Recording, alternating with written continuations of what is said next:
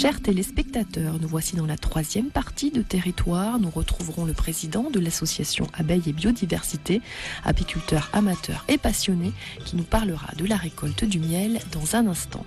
Pour l'heure, nous redécouvrons au musée de l'Atlantique le captif, une statue en bronze, trésor magnifique et jalon essentiel de l'histoire de la sculpture antique. On ne se lasse pas de l'admirer. Reportage. En séjournant au fond des eaux durant des siècles, certaines pièces archéologiques, une fois remontées en surface, renaissent pour la seconde fois de leur existence. Comment ne pas rester insensible à ces vestiges chargés d'histoire, la nôtre, et celle de toute une région? Précieuse fenêtre sur un passé qui fascine, le musée départemental de l'Atlantique abrite, protège et restaure des découvertes sous-marines exceptionnelles, retrouvées dans les profondeurs du Rhône à Arles, comme cette statue en bronze d'un homme barbu aux mains liées, objet de toute mon attention. Face à cette merveille artistique, mille et une questions s'entrechoquent dans mon esprit. Qui est-il? Combien de temps a-t-il passé dans l'eau? Est-ce un dieu, un guerrier, un esclave? C'est assez rare de trouver des sculptures aussi grandes et aussi bien conservées dans des contextes sous-marins en fait. Et donc elle représente un homme qui est entièrement nu, agenouillé, les mains qui sont placées derrière le dos mais elles ne sont pas liées. Donc il est pas totalement soumis. Il a un regard un petit peu rebelle, quoi. Les historiens de l'art n'ont pas encore réussi à déterminer qui c'était. Donc il y a eu plusieurs hypothèses. Certaines personnes disent que c'est Marsyas, le satyre qui a été puni par Apollon. Ceci dit, il n'a pas tous les attributs de Marsyas, donc on l'appellera plutôt le captif. C'est le nom qui lui correspond le mieux. La première fois que je l'ai vu, il était dans l'eau, il était complètement couché, il y avait juste les pieds qui sortaient. Et quand le conservateur me l'a sorti de l'eau, je crois qu'il y a eu 10 minutes de silence. J'avais jamais vu une statue aussi belle. Et rien que l'idée d'imaginer que c'est moi qui allais m'en occuper, la toucher, la restaurer, la faire revivre, en fait, c'est vrai que ça a été un grand moment. J'avais des frissons un petit peu partout. Donc de le sortir comme ça, c'était comme s'il renaissait un petit peu. C'était très émouvant. 2000 ans sans voir la lumière du jour, stoppé par la vase dans les profondeurs du fleuve, qui semble vouloir garder pour lui ses innombrables trésors. Mais l'égoïsme du Rhône s'effrite avec le temps.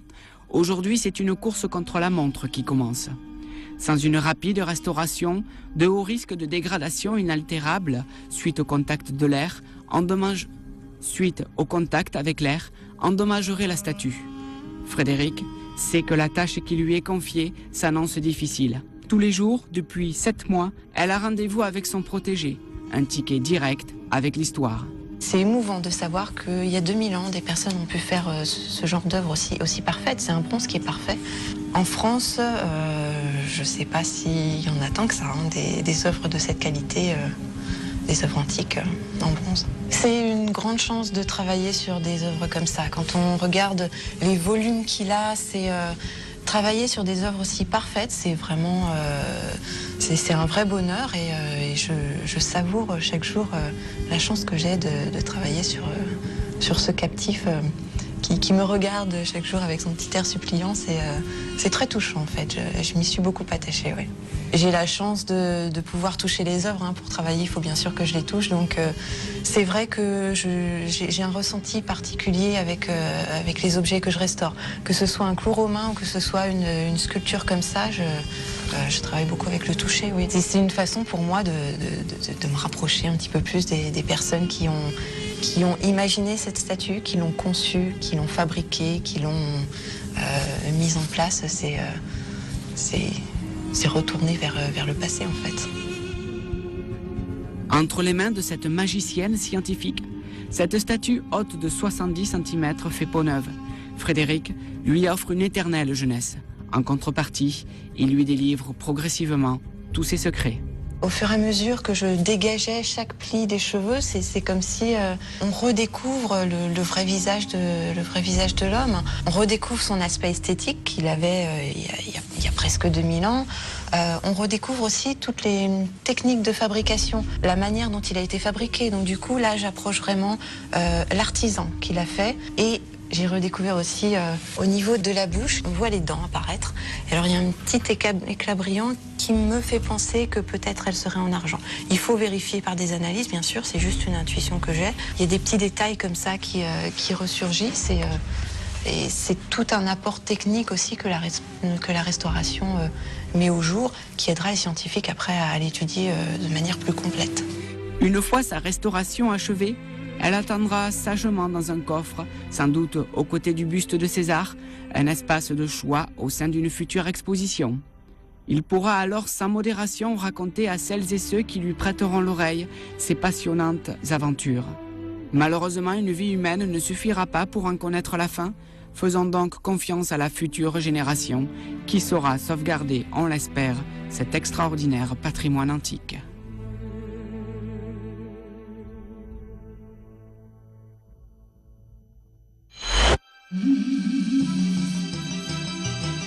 Et la grosse période donc, pour récolter le miel, c'est plus l'été quand il fait vraiment chaud? Ça dépend de l'endroit où se trouve donc la ruche. Disons que là, ici, en toute fleur, vous pouvez commencer à récolter suivant les années autour de juin.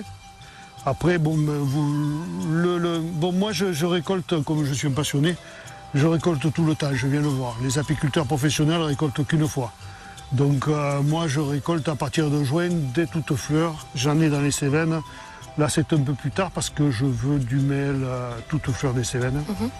Mais sinon, voilà. Et là, ce sont des abeilles d'hiver, celles-ci? Absolument. C'est-à-dire que ce sont encore des abeilles d'hiver. La reine n'a pas commencé à mettre du couvain, puisqu'il a fait froid. Hein. Donc, elle va commencer. Celles-là, ce sont des abeilles qui vivent beaucoup plus longtemps que les abeilles d'été, qui vivent 50 jours à peu près, qui s'épuisent au travail. Celles-là peuvent vivre à peu près 6 mois. Je fais tout ce qui sort de la ruche, sort la gelée royale. Je fais de la propolis, je fais du pollen, tout ce qu'on peut faire sauf la gelée royale. Du vinaigre. Du vinaigre? Du vinaigre de miel et du vrai vinaigre de miel, c'est extrêmement parfumé. Et on le cuisine avec quoi Vous en mettez un petit peu, par exemple, sur un œuf, comme moi c'est du vrai, il est très parfumé. Pas beaucoup alcoolisé, mais très parfumé.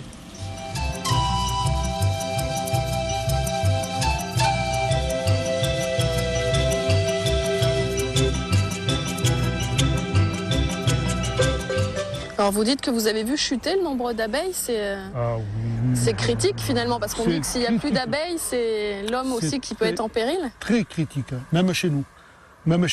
Les abeilles ont vraiment un problème, là, dans l'abonnage. Bon, il y a tout un tas de problèmes. Il y a des problèmes de maladies, il y a des problèmes de pesticides, il y a des problèmes de tout. Mais là, il y a un nouveau problème qu'on a, nous, maintenant, ici, en tant qu'apiculteurs, c'est le problème de réchauffement climatique. C'est-à-dire que maintenant, vous pouvez regarder, ça fait plus de 2 mois qu'il n'a pas plu. Il y a eu des périodes de sécheresse. Quand il fait chaud, c'est formidable. Il fait chaud, mais il n'y a plus rien qui pousse. Et nos abeilles crèvent de faim. C'est tout simple, mais elles n'ont plus rien à manger. Donc, si elles sont faibles à l'entrée de l'hiver, elles ne peuvent pas passer l'hiver et vous avez beaucoup de mortalité. Donc c'est un gros Vous avez souci. beaucoup de mortalité, vous avez des maladies qui s'y mettent. À titre d'exemple, moi je peux vous dire que cette année, pour la première année, donc je vous dis, j'ai 25 ruches, j'avais 14 de mortes. Ah oui, donc effectivement, c'est un problème et c'est un problème réel. On arrive quand même à goûter votre miel? Ah oui. Et vous pouvez aller, mon miel, c'est du bon. Voilà, vous pouvez le goûter sans aucun problème et il n'y a rien dedans. Je ne suis pas bio, mais il n'y a absolument rien du tout dedans et j'y passe ma vie et c'est ma passion.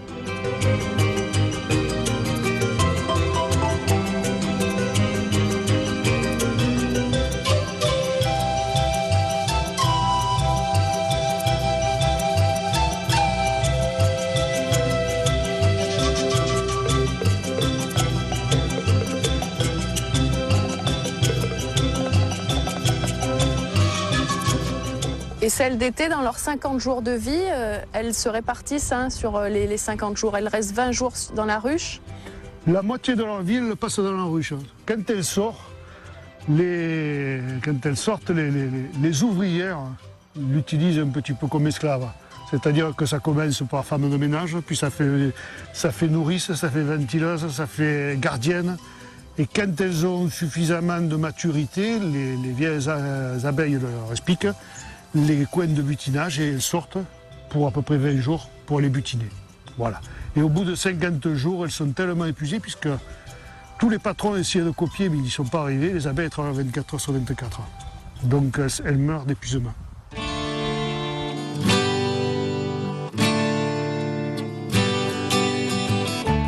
Alain Giacanol est intarissable sur les abeilles et prend un grand plaisir à expliquer aux petits comme aux grands les différentes étapes de leur vie. Un amoureux de la nature qui œuvre à sa préservation avec son association et à échelle humaine pour les générations futures.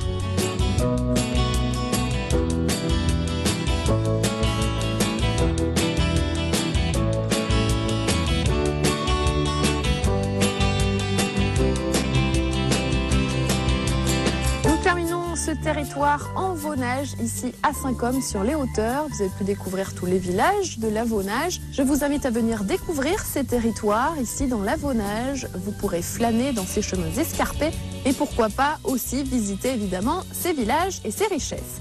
Je vous retrouve après les vacances de Pâques pour une nouvelle aventure. Je remercie Frédéric Siller qui a signé les images et je vous remercie, chers téléspectateurs, d'être chaque semaine plus nombreux à nous regarder. Bon week-end à tous, bonnes vacances pour ceux qui sont en vacances et à très bientôt. Ciao, bye.